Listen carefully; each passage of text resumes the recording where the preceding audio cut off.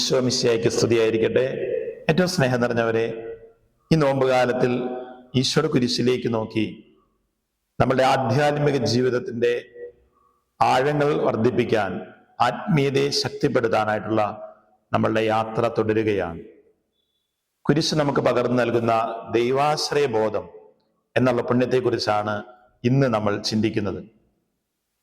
ക്രൂശിതനായ മിശിഹ അല്ലെങ്കിൽ കുരിശിലെ ഈശോ നിസ്സഹായനും നിരാശനുമാണ് എന്ന് നമ്മൾ തെറ്റിദ്ധരിച്ചേക്കാം.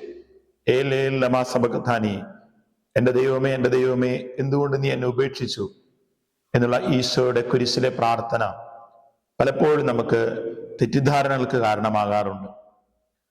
വിശുദ്ധ ലൂക്കായുടെ സുവിശേഷം 23-ാം അധ്യായം 46-ാം വാക്യത്തിൽ ഈശോ തന്റെ അവസാന മൊഴിയായിട്ട് പറയുന്നത്, പിതാവേ അങ്ങേ കരങ്ങളിൽ എൻ്റെ ആത്മാവിന് ഞാൻ സമർപ്പിക്കുന്നു എന്നാണ്. ഈശോ കുരിശിലേക്ക് നോക്കുമ്പോൾ പ്രിയപ്പെട്ടവരെ, ദൈവാശ്രയ ബോധം എന്ന പുണ്യത്തെക്കുറിച്ച് കൂടുതൽ മനസ്സിലാക്കാനും ക്രൂശിതനിൽ നിന്ന് ഈ പുണ്യം അഭ്യസിക്കാനും നമുക്ക് സാധിക്കും. മനുഷ്യരാൽ തിരസ്കരിക്കപ്പെടുകയും ദൈവത്താൽ അവഗണിക്കപ്പെടുകയും ചെയ്യുന്നത് ജീവിതത്തിന്റെ വലിയ പരാജയമായി നമ്മളെല്ലാവരും കണക്കുകൂട്ടാറുണ്ട്. കുരിശിലെ ഈശോ നോക്കുക, അവിടുന്ന് തന്റെ വിശ്വസ്ത ശിഷ്യനാൽ ഒറ്റിക്കൊടുക്കപ്പെട്ടു. ഏറ്റവും പ്രിയപ്പെട്ട ശിഷ്യനാൽ ഈശോ തള്ളിപ്പറയപ്പെട്ടു.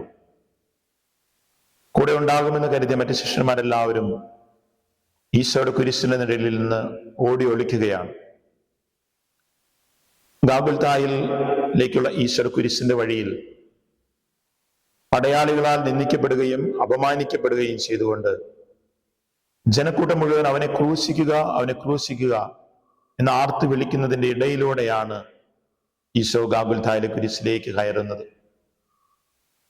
ദൈവം പോലും എന്നെ ഉപേക്ഷിച്ചോ എന്ന് ആരും നിരാശപ്പെട്ടു പോകുന്ന നിമിഷങ്ങൾ.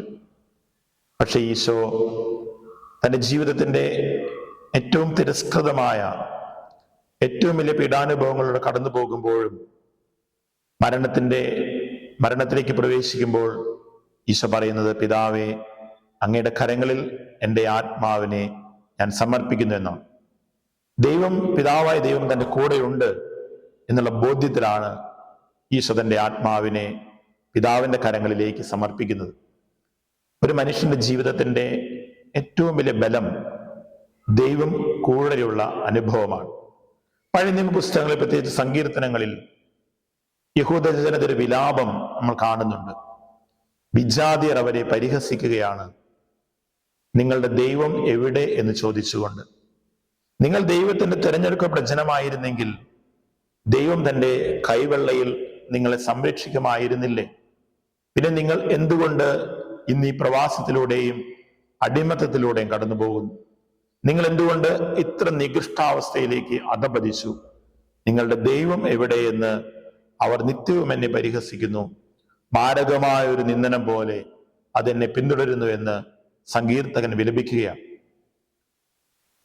പ്രിയപ്പെട്ടവർ, നമ്മളുടെ ജീവിതത്തിലും ദൈവം പോലും നമ്മെ കൈയൊഴിഞ്ഞോ എന്ന് നമ്മൾ നിരാശപ്പെടുന്ന നിമിഷങ്ങളിലൂടെ നമ്മളും കടന്നു പോയേക്കാം. അപ്പോൾ കുരിശിലേക്ക്, ഗാഗുൽത്തായിലെ ഈശോയുടെ കുരിശിലേക്ക് നമ്മളുടെ മിഴികൾ ഉയർത്തണം. അവിടെ സർവരാലും പരിത്യക്തനായി, എല്ലാവരാലും അവഗണിക്കപ്പെട്ടും അപമാനിക്കപ്പെട്ടും തന്റെ മരണത്തിലേക്ക് കടക്കുമ്പോഴും ഈശോ പറയുന്നു, പിതാവേ അങ്ങയുടെ കരങ്ങളിൽ എൻ്റെ ആത്മാവിനെ ഞാൻ സമർപ്പിക്കുന്നു.